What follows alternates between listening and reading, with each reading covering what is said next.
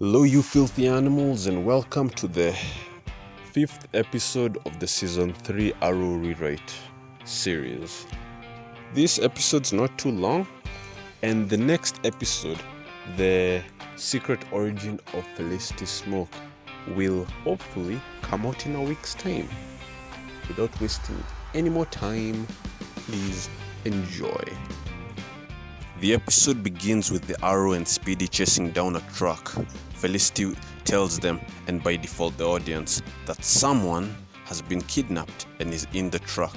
Not only that, but there have been several kidnappings in the past few days, and the victims are yet to be found, dead or alive.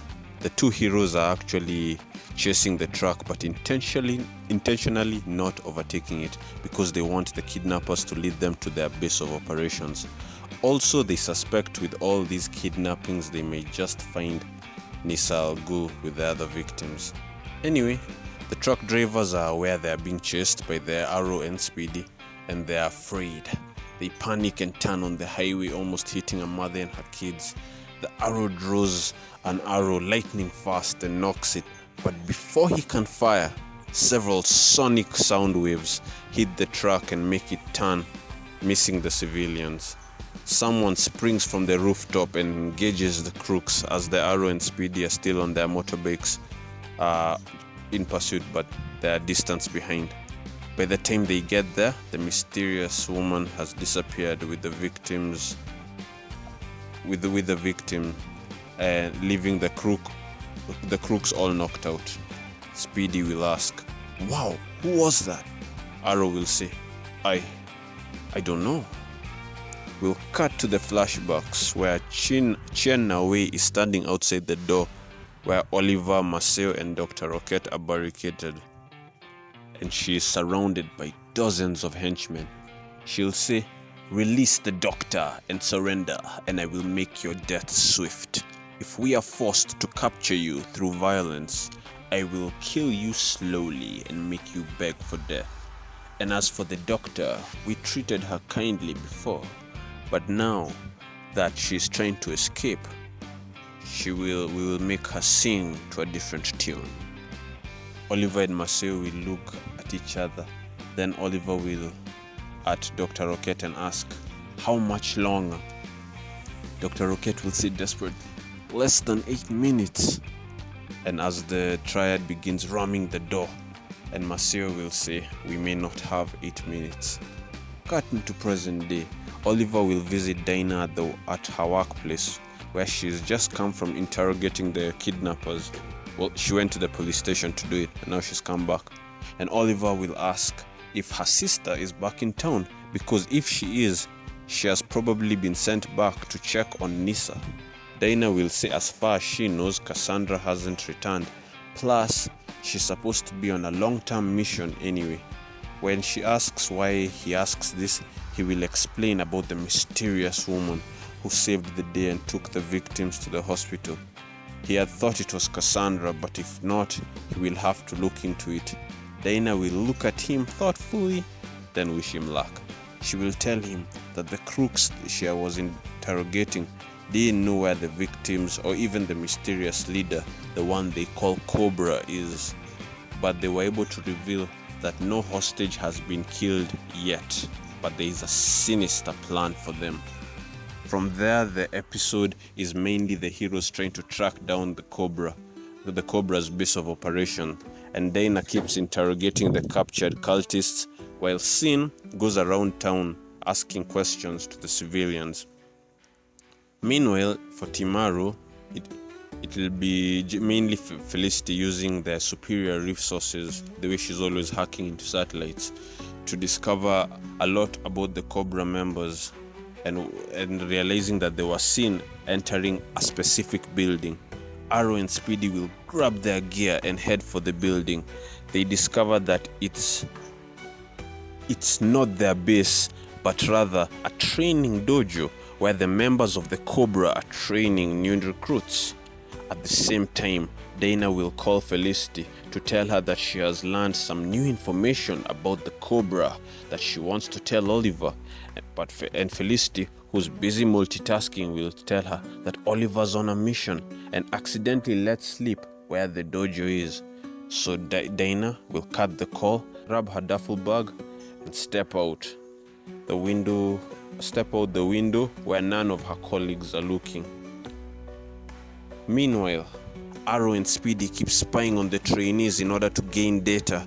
That's when a mysterious man in a red cloak will appear. He will declare himself to be the one and only Kobra and give a speech on their goals to sacrifice their victims on the next full moon, which is tomorrow night, in order to awaken a dragon. Basically, they're just a stupid cult. When the Arrow hears this, he says that's never gonna happen, and he and Speedy jump down into the center. Kobra will order his men kill them all, and as the fight begins, Kobra will escape. It cuts to the flashbacks where the Triad breaks in and Chenaway orders her henchmen to kill them all in Mandarin. Oliver and Maceo begin fighting them, but it's especially hard fighting so many people while protecting the doctor. But that's when Walla and Katana burst into the room and Katana cuts a path through the goons. And as she fights, Oliver will see a reflection of the dead men in the blade for a split second as they scream. Think of it something similar to the Suicide Squad movie, the one that came out all the way in 2016. And as Katana and Maceo hug, Chenaway will aim for Katana using a gun, but Maceo will jump in to save her and get shot as Oliver disarms Chenaway, but she escapes to get more goons. Dr. Rocket will begin to patch Maceo up with Katana's help as Waller tells Oliver they cannot hope to hold this position and they need to move. And above all else, she repeats the mission parameters. The Triad cannot be allowed to gain the power of the Gab virus. That's when the machine finishes its work. The beta chemical is now finally complete. In present day, Arrow and Speedy are almost done cleaning up the goons when one who was sneaking up on Arrow gets hit by a shuriken. Arrow looks up and sees the Black Canary staring down at them from the skylight. She's the one who just saved him. He will tell Speedy, "Finish up these guys, I'm going after her." Speedy will laugh and say he'll be done with them and catch up to Arrow before he even catches her. And this is a little playful banter since Roy is no longer so depressed. We will see Speedy put his bow back and pull out his fighting curly sticks and begin to go to town on these crooks. The camera will follow the Arrow as he uses his grappling stick arrow to get to the rooftop, and then we will get a rooftop chase scene. When he gets closer to her, basically one rooftop away, he will shout to her, "Stop!" And to his surprise, she will. So now they are staring at each other from two adjacent roofs. Arrow will say, "Who are you? And what are you doing in Starling City?" And Black Canary will respond, "I am the Black Canary, and I live here." Arrow, "You're one of those metahumans. You're a long way from Central City." "I just told you, I live here. We need not be adversaries. We both want the same thing." "And what's that?" "To see the cult of the Kobra destroyed and peace restored to Starling City. I found out quite a bit about them. I can tell you the identity of the man they call Kobra. His name is Jeffrey Barr." "Jeffrey Barr? He was arrested last year for association to Brother Blood." "Not just association. He was Blood's right-hand man. When you took him down, Barr got bailed out and has since then seized control of the remnants of the Church of Blood and turned it into a cult. If we share information, we can find their base and put an end to all his crime." "How do you know all this?" "I have my methods. So, partners?" And she'll raise her hand and offer it to him. How can I trust you? What's your name?"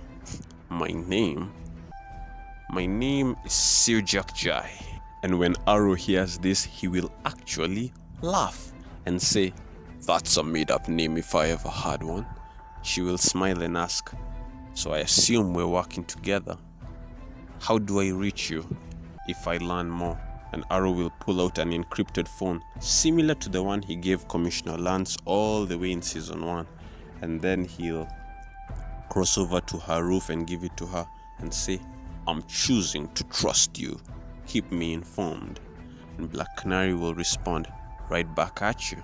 Then she'll do a backflip off the building, but she won't just vanish into thin air Batman style. Instead, we will see her disappearing across the rooftops, doing different flips, whatnot. And Arrow just looks at her in bewilderment. And then eventually he will contact Speedy and ask, while still smiling, and ask, "What's taking so long? Do you need help?"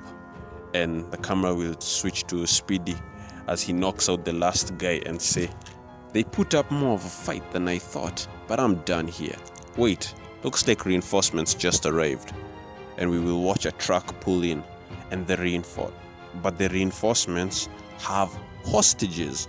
And so, as the Arrow listens in horror, too far away to do anything, the cultists will force Speedy to surrender, threatening to kill the hostages. Cutting to the flashback, we will watch a chase scene as our heroes attempt an escape, and we will get a bunch of corridor fight scenes where everyone gets to show off their skills. Well, Maceo not so much because he's been shot, but everyone gets to show off their skills. Eventually, our team will get to the rooftop and they'll barricade the door, and the Triad goons will begin banging the door trying to break it down. And imagine a tense shot as the team stands on the rooftop panicking. The door is almost being broken and the helicopter is nowhere in sight. What are they going to do?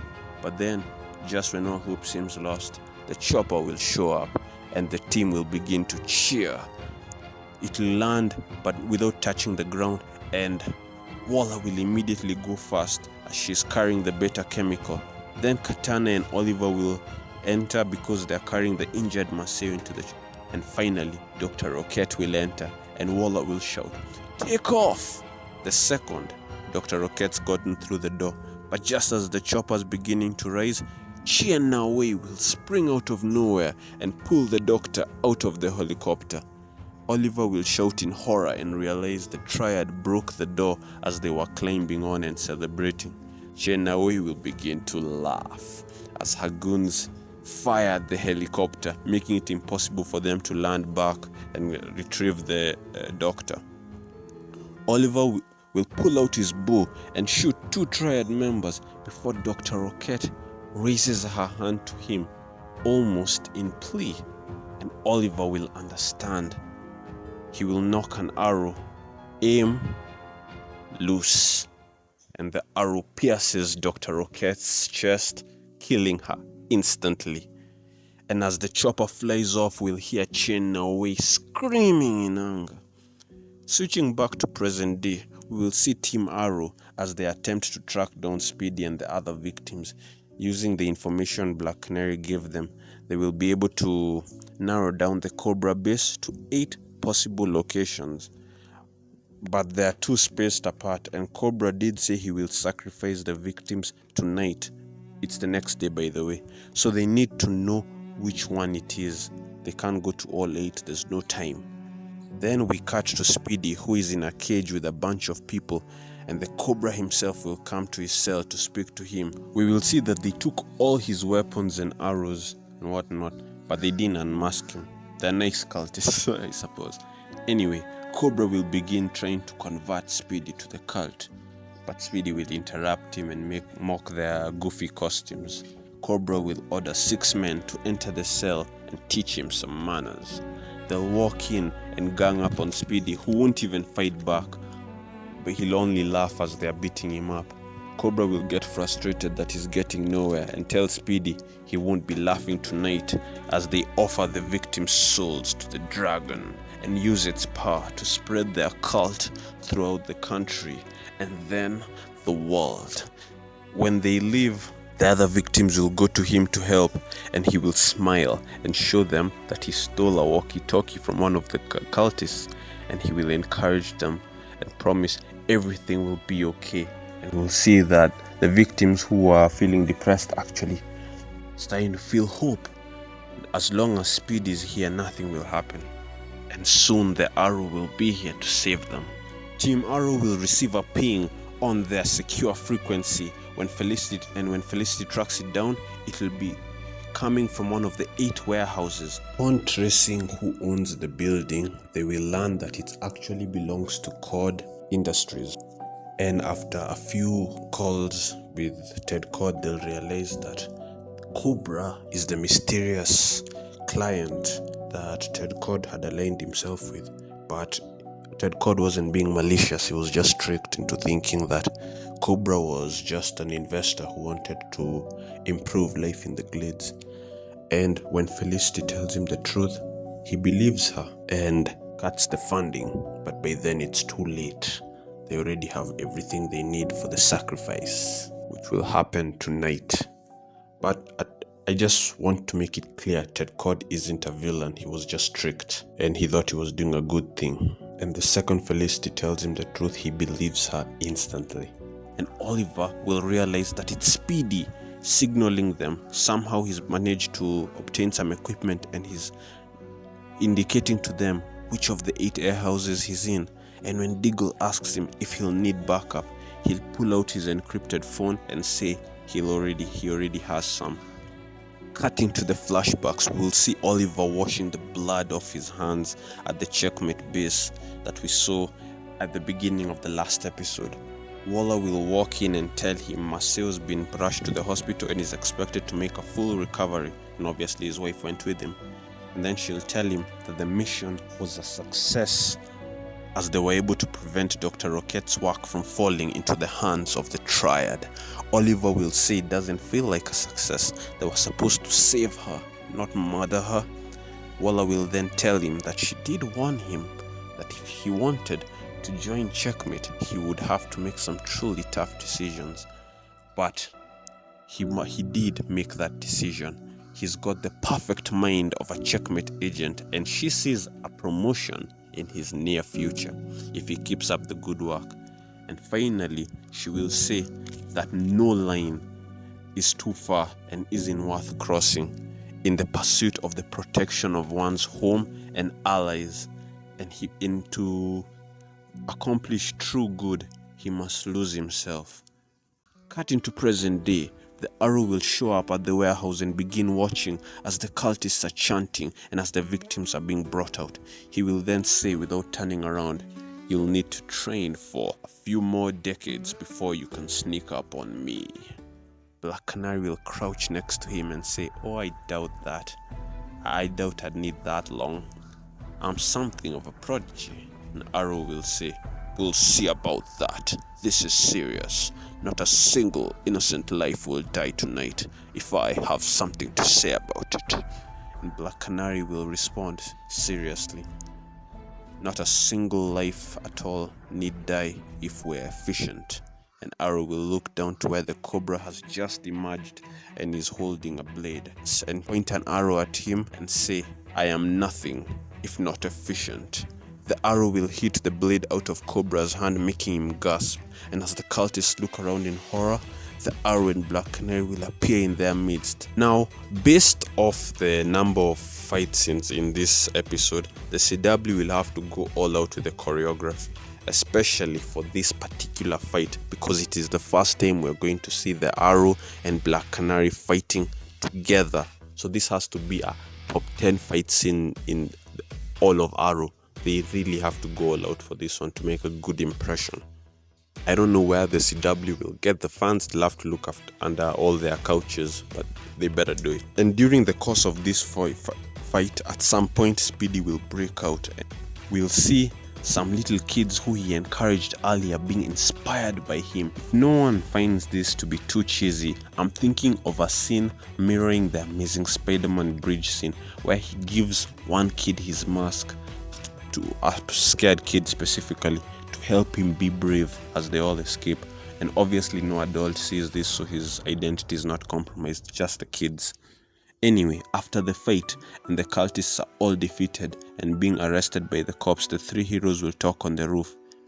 Speedy will say he asked around and Nissa was never a prisoner here, and Arrow will say he questioned Jeffrey Barr himself and can confirm that they aren't the ones responsible for Nissa's kidnapping. And even if he was lying, he can't be, because they know no victim was ever killed. They were all being saved for this big sacrifice. So if Nissa wasn't among the victims, they'll have to keep searching. Speedy will then leave to get himself patched up, leaving the Arrow and Black Canary by themselves. And Arrow will turn to her and say, "Well, Jack Jai, I won't deny how much you helped, but I'm still going to find out who you really are. So why don't you just tell it and make it easier on me?" And Black Canary will lean in and kiss him, temporarily confusing him, then whisper in his ear, "If I wanted to make it easy, Ollie, I wouldn't be wearing a mask." Then she'll push him to the ground and jump off the edge of the building, vanishing the way we sometimes see characters do. And when Arrow gets up to go after her, she's completely gone, and he'll just remain there, mind blown. And in my head, I'm imagining the scene mirroring the ending of that spectacular Spider-Man episode where Peter gets the symbiote suit for the first time, meaning that the episode will also end with Black Canary's theme playing. And another thing we accomplished in this episode with that final scene is we're finally beginning the setup for the final pairing, the most important pairing in the show, Green Arrow and the Black Canary. And that brings us to the end of the episode. I know that with the way I've structured this, it may seem a bit repetitive. Last season we had a mysterious canary woman. Now we have one this time. But the difference, in my opinion, is this time the audience is in on the secret. Oliver and his team don't know who it is, but we, the audience, do. And plus, it's not gonna last that long. I won't spoil, but I'll say before we reach the midway point or even the crossover between Arrow and Flash, they'll have found out who each other are. I'm not gonna drag it out. I think this particular episode ending with Oliver still not knowing, wondering, how would she know my name? She called me Ollie. I think it would be pretty cool. I certainly hope you enjoyed this episode. I have no idea why, but I'm moving at lightning speed. I can 100% guarantee the next episode is definitely coming out in a week, unless something were to seriously go wrong. And one way or another, this thing has to end before the year ends. And I really want to get to the Flash rewrite. If you enjoyed the episode by any chance, then show me some love, show me some mercy, subscribe, hit that like button. And the next episode, if it is already out, is already on your screen. So why are you still here? Click it. Until then, hail and farewell.